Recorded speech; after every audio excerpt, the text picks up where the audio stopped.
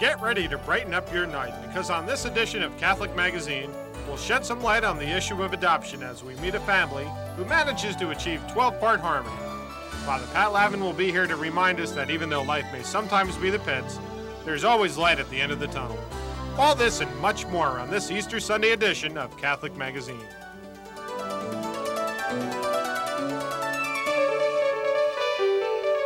With your window on your world, this is Catholic Magazine. Happy Easter, everyone, and good evening. I'm Paul Perillo. I'm Pat Shelton, and happy Easter. I hope you did better than I did today and didn't overindulge. I'm up to here in sweets, Paul. But we're here, and we're ready for another edition of Catholic Magazine. On tonight's program, we'll learn about the work of the Office of Youth Ministry in the Diocese of Camden. We'll have a special Easter meditation for you, and Father Pat Lavin, who is always well worth waiting for. But first on tonight's program, we meet a man who spent much of his life in Philadelphia with the 76ers.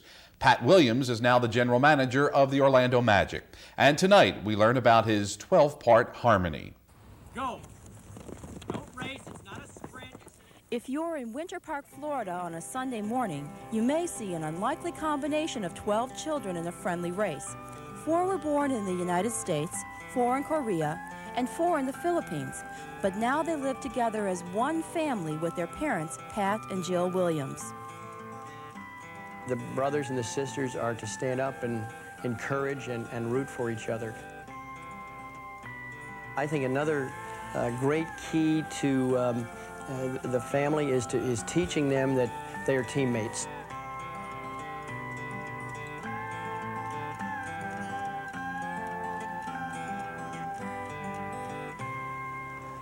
Team spirit is a way of life for the Williams family.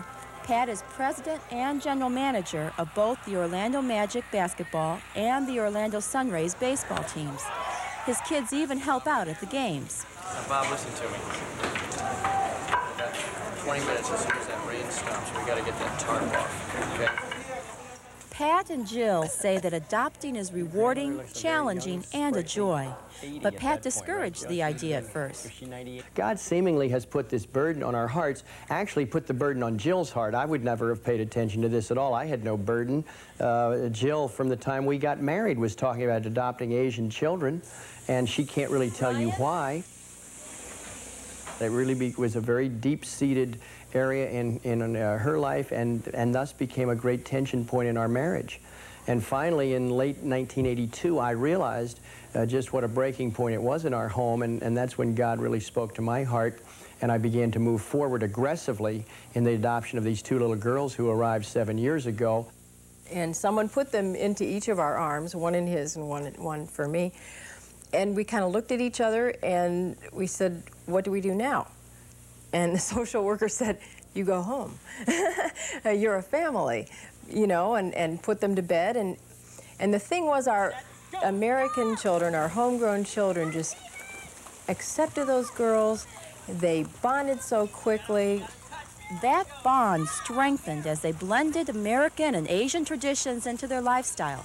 Stephen and Thomas brought a very practical one to the family. They got out, and we explained to them that this is your new home. They were trying to speak in Korean because they don't understand any English. And they proceeded to take off their shoes and just put them by the door. And then they looked up at us like, is that okay? I mean, that's what we're supposed to do, right? And suddenly I had this brilliant brainstorm. You know, I said, okay, everybody, shoes off, put them down by the door. It helps greatly because, number 1, it keeps the floors a little cleaner. Number 2, we always know where our shoes are. But keeping harmony with 14 people isn't always easy. Well, it takes a great deal of discipline, and Jill is very disciplined. She's very strict. She combines love and toughness. And that's exhibited by the sergeant stripes that are on all of her clothes. The kids know what the rules are, and there's no variance. One of the rules is no TV. Instead, they encourage the children to read and develop their own talents, from sports to dance. Jill and Pat say that means spending hours at practices, lessons, and meets. But that's what it takes to help the kids reach their personal best. Don't play. He wants more television. They don't interpret that as love, but that's really what love is all about. Love is a verb, and love is action, and love is doing it, not just talking about it.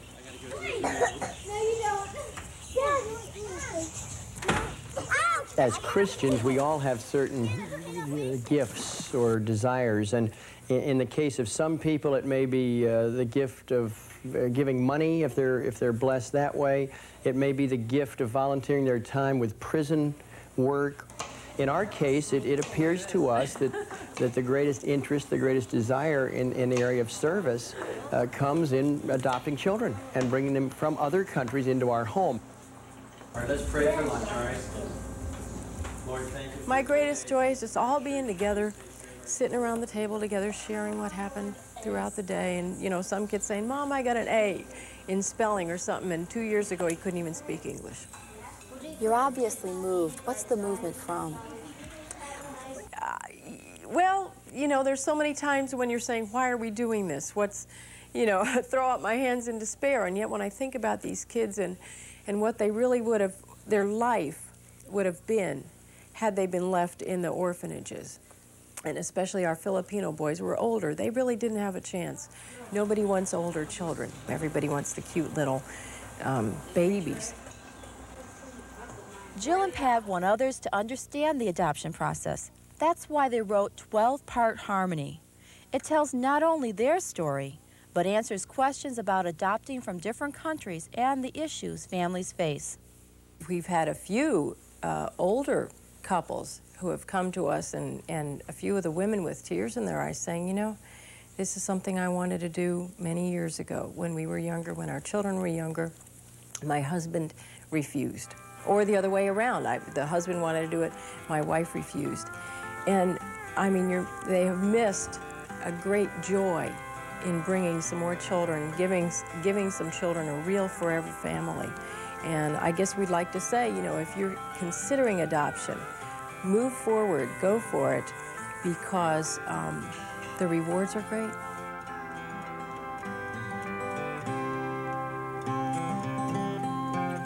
That was a great story. Well, you've probably had a very busy day today.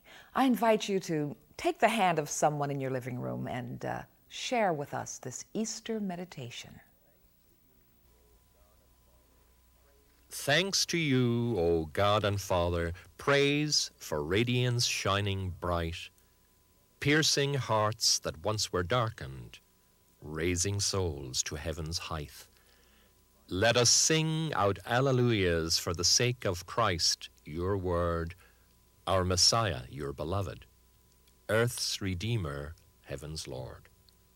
See, he comes, he shines, he shimmers, incandescent fiery love.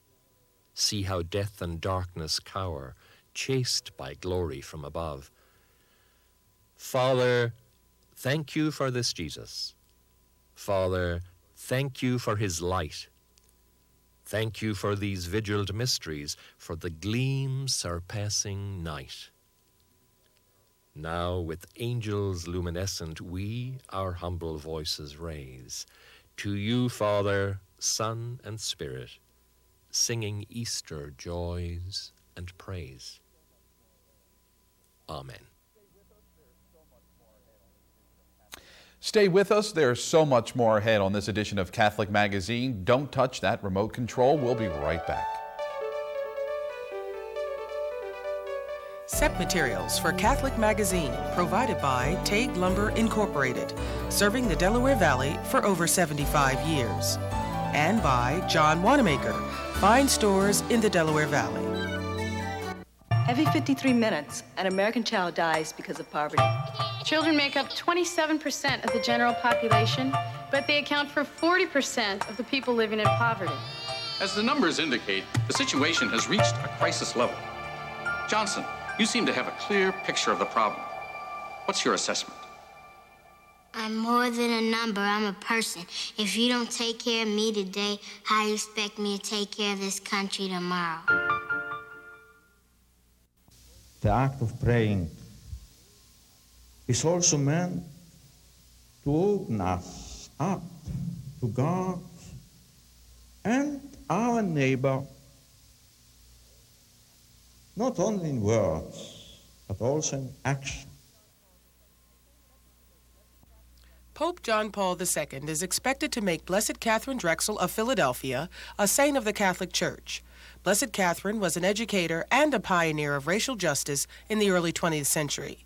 You're invited to pray at the Blessed Catherine Drexel Shrine in Bensalem, Pennsylvania from 1 to 5 p.m. every day. The shrine is located on Route 13, Bristol Pike, off the Woodhaven Road exit of I-95. For more information, call 244-9900. We welcome your comments, suggestions, and donations and encourage you to write us at Catholic Magazine, St. Charles Seminary, 1000 East Wynwood Road, Overbrook, PA, 19096, or call us during regular business hours at 668-9842.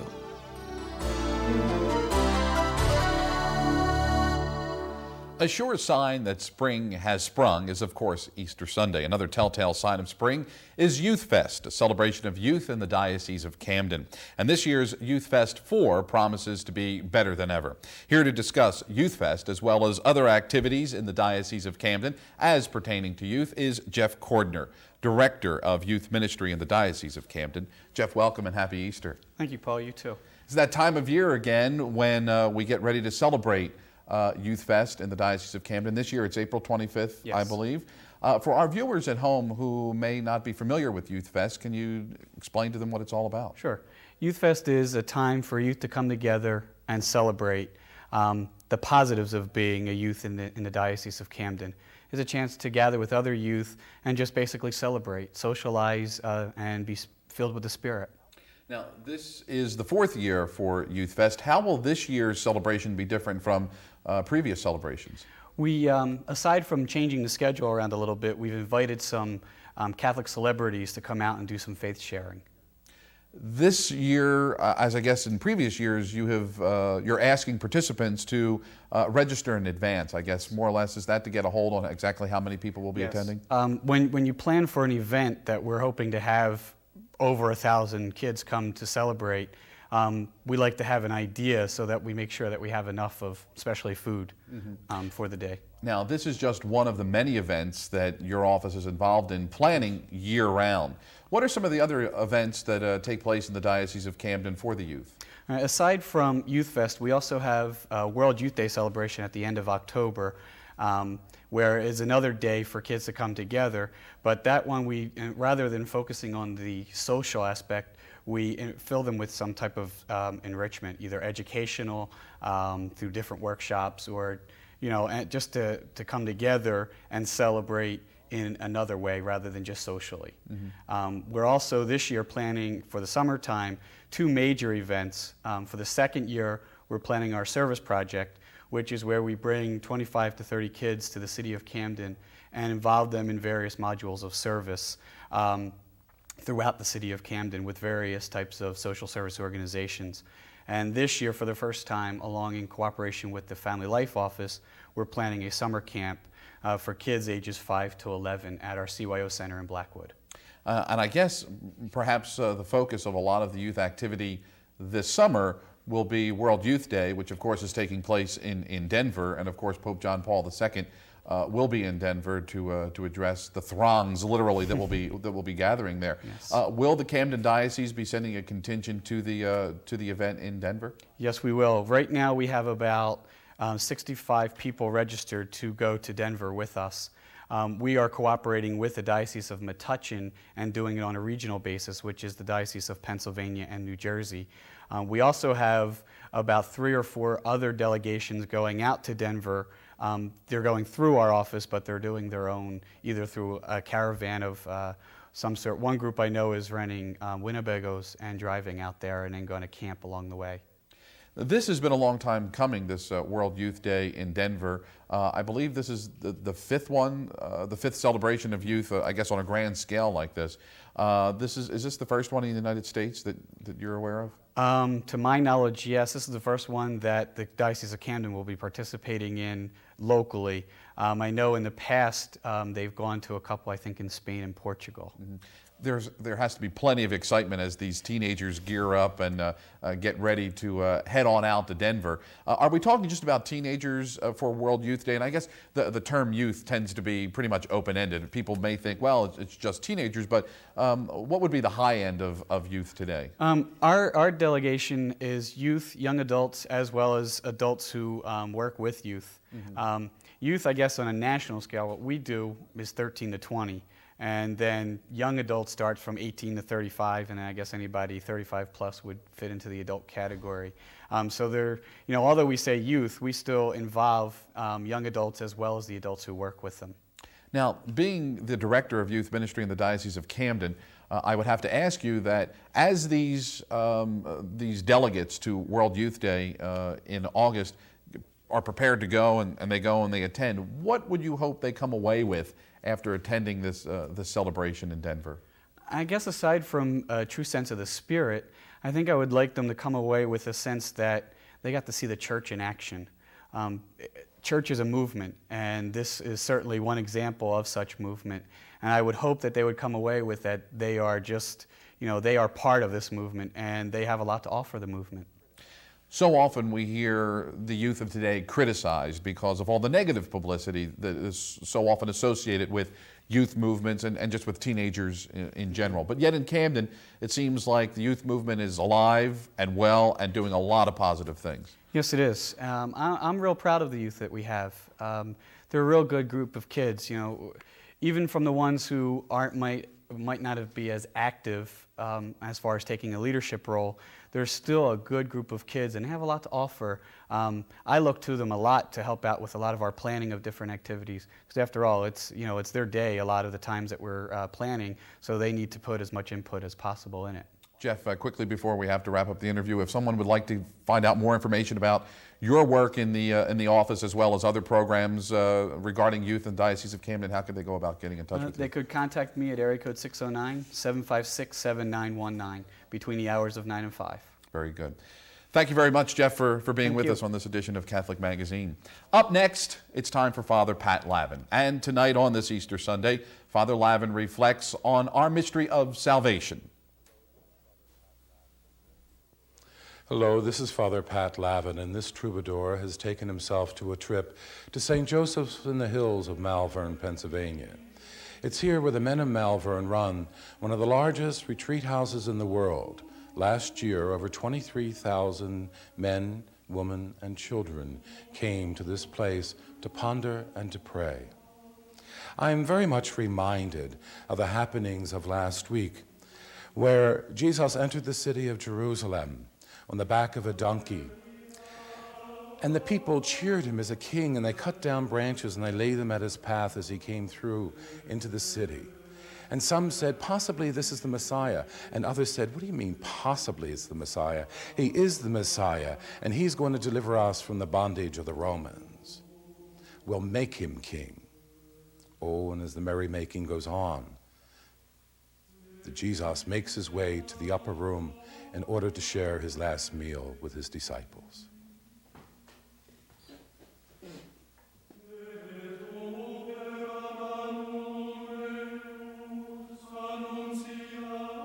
And Jesus removed his outer garment and he tied a towel around his waist.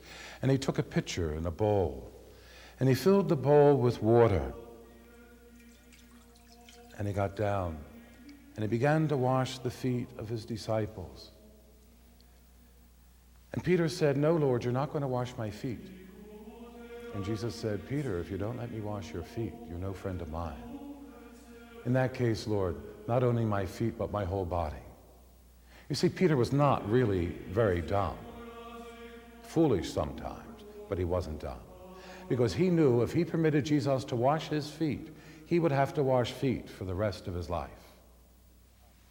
And then Jesus took the cup of Elijah, and he blessed it, and he blessed the unleavened bread, and he gave new meaning to the Paschal feast.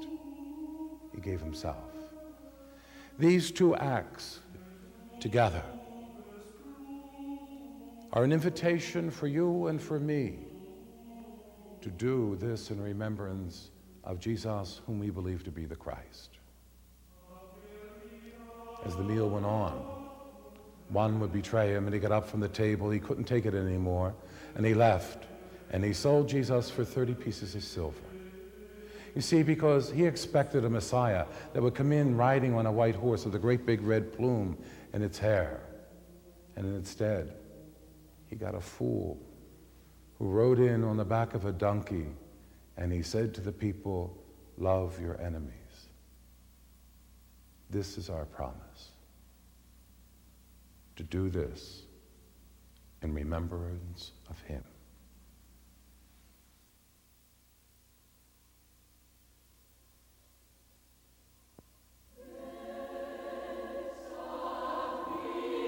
After dinner was finished, Jesus went with a few friends to the garden to pray. They couldn't stay awake, and the soldiers came and a kiss was given. John ran away. Peter denied Jesus not once, but 3 times, and off he was taken, crowned with a crown of thorns and a red coat thrown over his shoulder, and said, "Play the king for us." And they laughed at him. The man who was cheered a few days earlier as he entered a town is now spit upon and called a fool. And he sits there, alone, lonely and afraid. Afraid of the betrayal, afraid of the beating, afraid of death. And he had to be if he was like us in all things save sin. And he says, "I wonder if they really understand what my mission was all about. I wonder if they heard what I had to say. I wonder if they saw what I did." Oh, ain't it the pits? And then came the cross and his final words. "Father, forgive them, for they know not what they have done." And then We interrupt this program with a special announcement. It is reported from Jerusalem that the body of Jesus of Nazareth, the so-called King of the Jews, is missing from its grave. It is widely believed that he is risen from the dead. More news of this event will be shared for centuries to come. Jesus Christ is risen. He is risen indeed. We'd like to encourage as many parishioners in the Archdiocese of Philadelphia as possible to participate in the pilgrimage to the National Shrine of the Immaculate Conception in Washington on Saturday, April 24th. His Eminence, Cardinal Bevilacqua, will lead the faithful during this day of prayer and personal renewal and peace in the world. For further information, speak to your pastor or call 587-2491. St. Andrew's Parish in Gibbsboro, New Jersey, in cooperation with Our Lady of Lourdes Wellness Center, will be presenting a Wellness Day on Saturday, April 24th from 10 in the morning to 2 in the afternoon. The event will offer a variety of workshops and on-site medical screenings. So mark your calendars for this informative and family-oriented day, because there will be something for everyone. For more information, including cost, which is very reasonable, call 609-346-2731 or 609-784-3878. The registration deadline is April 21st. Until next week, for Catholic Magazine, I'm Paul Pirello. And I'm Pat Shelton, and we'll leave you now with "I Am the Bread of Life" by John Michael Talbot. Happy Easter, everyone. Good night. On the night in which he was betrayed, took bread, and after he had given thanks, broke it and said, "This is my body, which is for you. Do this in remembrance of me." In the same way, after the supper, he took the cup, saying, "This cup is the new covenant in my blood. Do this whenever you drink it, in remembrance of me. Every time, then, you eat this bread and drink this cup, you proclaim the death of the Lord until he comes."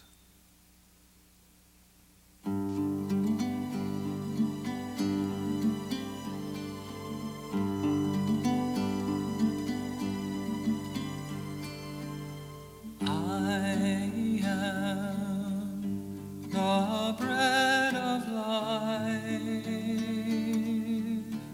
All who eat this bread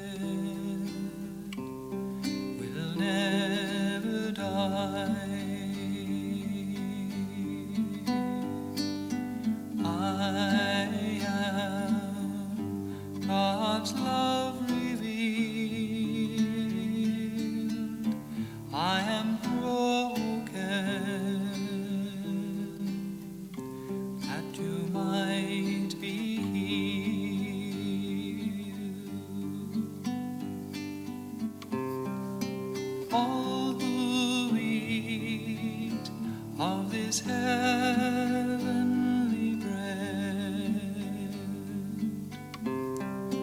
all who drink this cup of the covenant, you will live forever, for I will raise you up.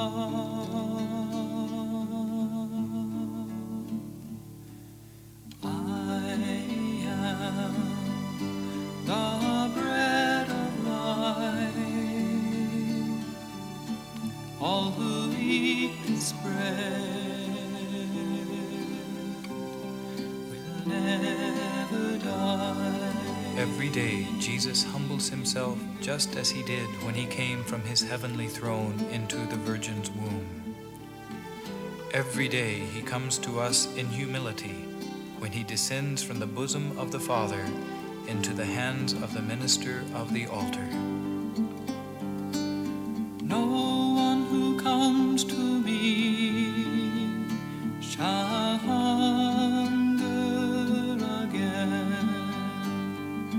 No one who believes shall ever thirst.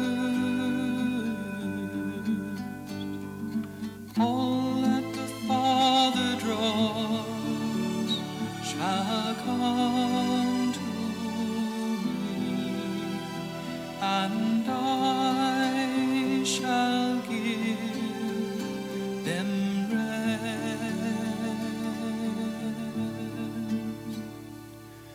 I am the bread of life.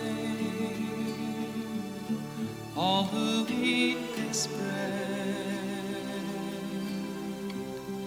will never die.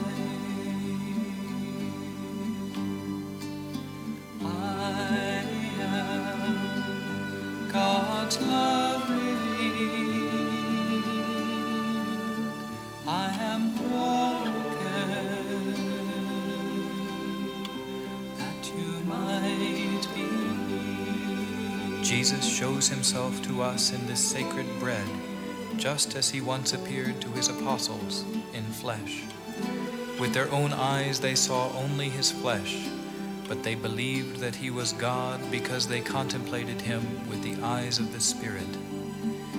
We too, with our own eyes, see only bread and wine, but we must see further and firmly believe that this is the true presence of Jesus.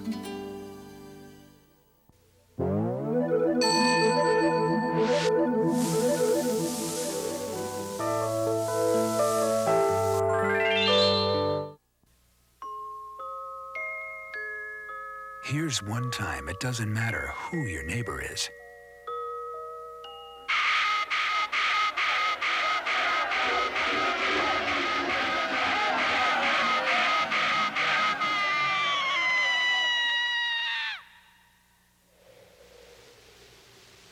Here's the other. Life's too short. Stop the hate.